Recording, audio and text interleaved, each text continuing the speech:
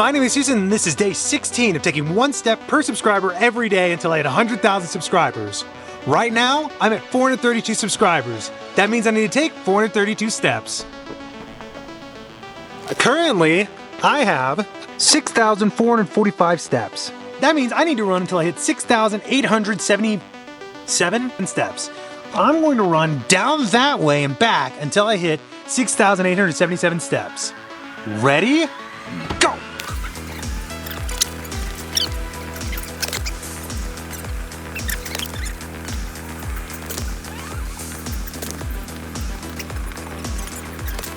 $6,939 steps. I went over a bit. I'll be honest, I'm kind of gasping for breath at this high altitude Airbnb. We're at about 7,500 feet here in Colorado. It's beautiful. I mean, look. But my little Tulsa 500 feet elevation body is not used to it, so.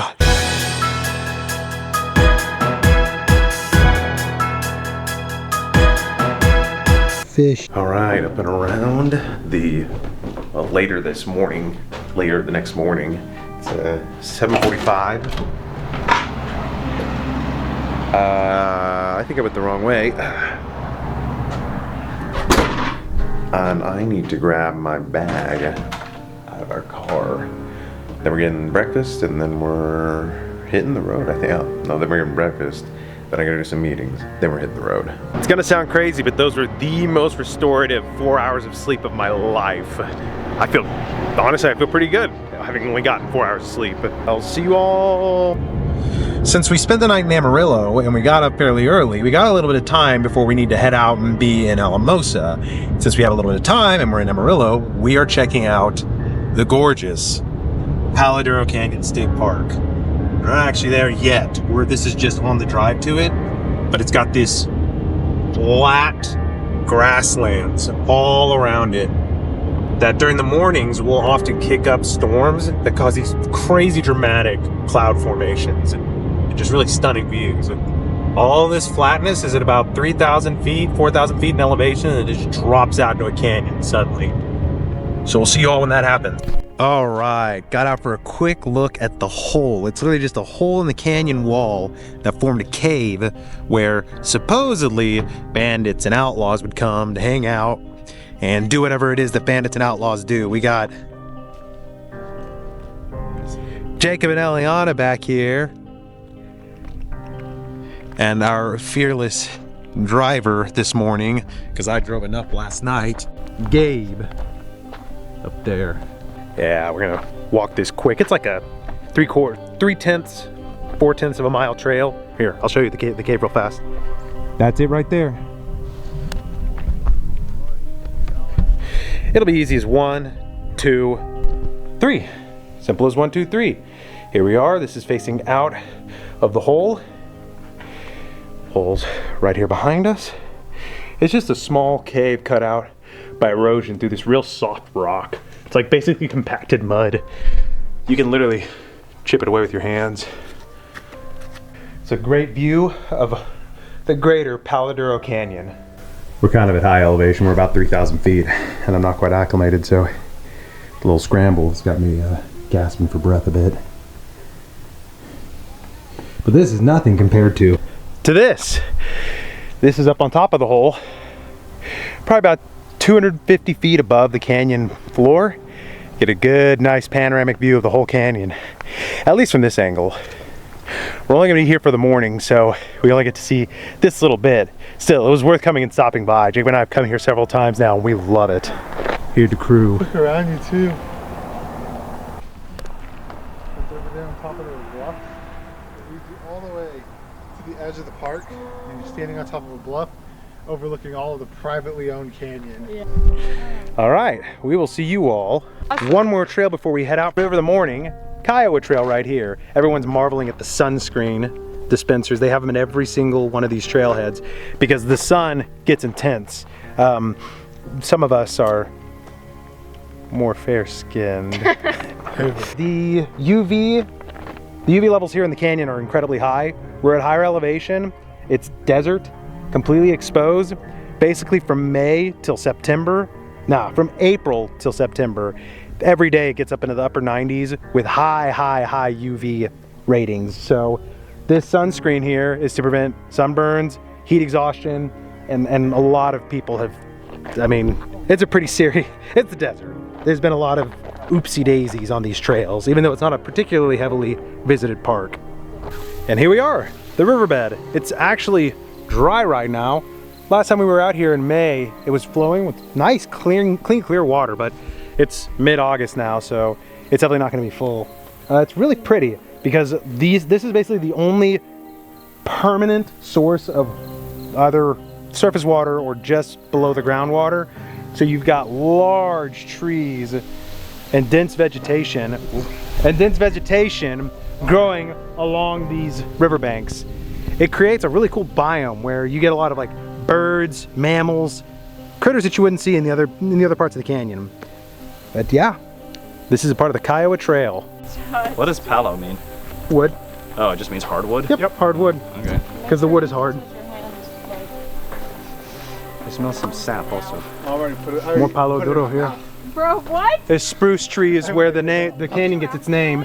It's a hardwood spruce. Palo duro. Wood, hardwood. That is so cool. Bunch of dung beetles over some doo-doo right here. Really neat. Anyways, we're getting... All right, so that was the Kiowa Trail. We just got back about an hour and a half later of hiking. Now we're heading up here at the visitor center with a good look out over the canyon. Look at that view. This is probably the second best view of the park, right after the Rylander Fortress overlook, but we didn't do that because it's like a 8-mile hike and we're only here for the morning. Another good look from the visitor center here. You can see out over all the canyon. And if we turn around and take a look into the visitor center, there's some really cool exhibits showing fossils and the different histories of the canyon. Dino fossils. Tons of fossils up inside of the canyon. Since it used to be an inland sea, there are tons of like fish fossils, sea life fossils.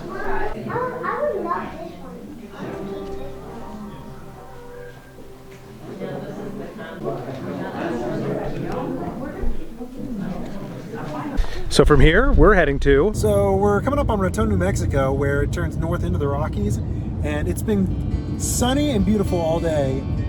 There are some extreme storms forming right where we're going. I got a time lapse going right now. We're gonna catch it as it goes. This will be interesting.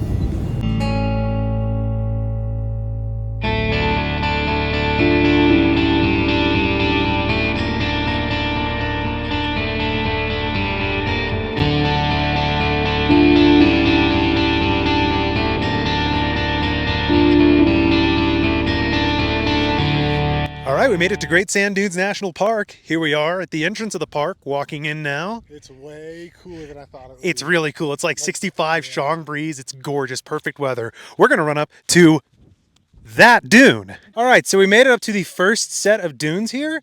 The one I was pointing at. Here's the mountain. Here's the mountains in the background. Got Eliana, Jacob, and Mr. Bingham here. Now, here's where we're at. We want to get up to the top dune up there, but behind us, there is a ridiculously steep dune. Or we take the longer route right here, less steep, but probably about 3 times as long. I believe Jacob and Eliana are going to attempt the less steep route. I'm going to try this steep route, and we'll see what happens. Okay. All right, made it to the top of the dunes. It took about an hour. It kicked our butts. We are exhausted.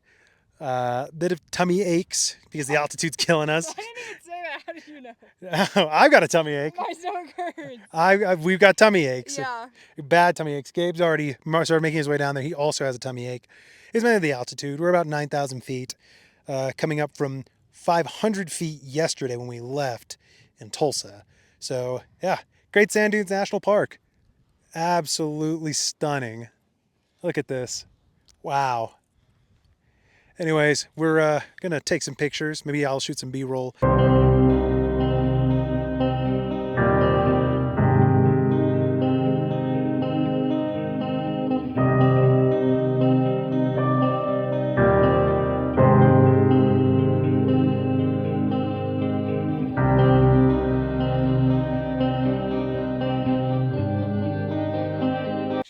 Hi guys, I stole this. So have y'all ever, just so you can experience this with us, have you ever been in cross country and been running and suddenly had that really, really, really bad feeling in your stomach? And you're like, oh shoot, I gotta go real bad. That's what climbing this felt like. Then we'll see you all back at the... Hey, we're actually going down the dunes right now, and this is how we're going down. It's crazy steep. It doesn't look as steep on camera, but this is literally how you go down. Just a controlled fall. Anyways, it's awesome. The sand is like frigid, and your foot sinks in like in snow, but you don't get soaking wet like you would in snow. And now we're back at the Airbnb. I've got like a makeshift apron because they don't actually have any aprons. I don't want to get oil on my shirt. Making some chicken, some brats. The brats are awesome. We're We just chilling. got back from the dunes, and it was way prettier than I expected it to be. I wasn't expecting. I was expecting like for them to be beautiful, but I wasn't expecting much. But like, blew me away. I took so many pictures. See you. It's been a hell of a night and a hell of a journey. We're finally finishing up. So we're going to enjoy our food. We're going to enjoy some drinks, our company, and we'll see you all tomorrow. Thank you all for watching.